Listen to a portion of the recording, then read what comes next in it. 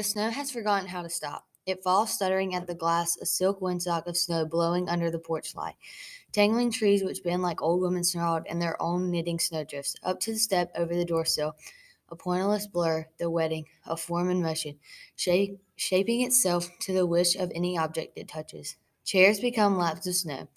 The moon could be breaking apart and falling over the eaves, over the roof. A white bear, shaking its paw at the window, splitting the hive of winter, snow stinging the air. I pull a comforter of snow up to my chin and tumble to sleep as the whole alphabet of silence falls out of the sky.